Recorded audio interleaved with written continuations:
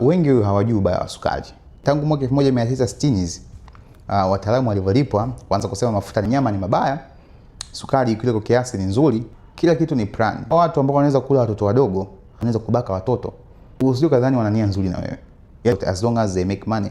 Mwaka jana pharmaceutical industry wameingiza more than dola trilioni 4.7. Like, sio kwa sababu kutibu, ni kwa sababu kuendelea kukufanya mgonjwa. Sasa nao una pressure kwa maisha yako yote tukunywa dawa hizi. Sasa nao una kisukari kwa maisha yako tunakunywa dawa hizi. Nao umepata ugonjwa wa moyo kwa maisha, vya tumbo, matatizo ya figo, utakuwa unafuata procedure hizi.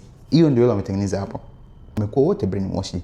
Unajua kuna kitu kinaitwa mfumo wa matrix kuelezea siku nyingine.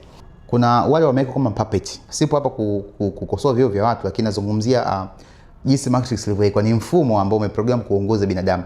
Ukiafu mule ndani ukatokea mapolisi au mapolisi kwa mfumo wa madaktari kwenye sekta ya afya, ni mfumo tofauti lakini wana sheria. The matrix is a system, Neil. That system is our enemy. But when you're inside, you look around, what do you see? Businessmen, teachers, lawyers, carpenters, the very minds of the people we are trying to save. But until we do, these people are still a part of that system, and that makes them our enemy. You have to understand, most of these people are not ready to be unplugged.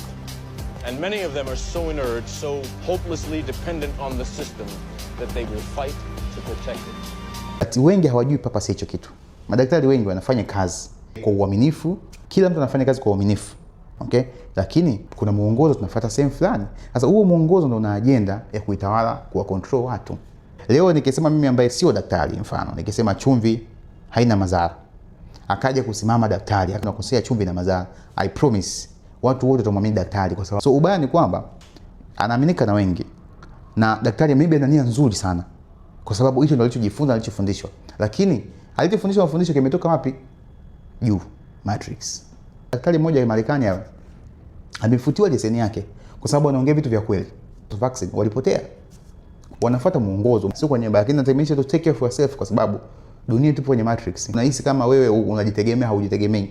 Okay? Can you imagine tunaamka kila siku tunaenda kutafuta karatasi ili understood, lakini sio mali halisi. Kila siku inaisha samani. Zamani ulikuwa na 10,000 ilikuwa ni doni. Sasa hizo ukichange hapa haipo. Tuwezi kuepuka huu mfumo, but we can adjust.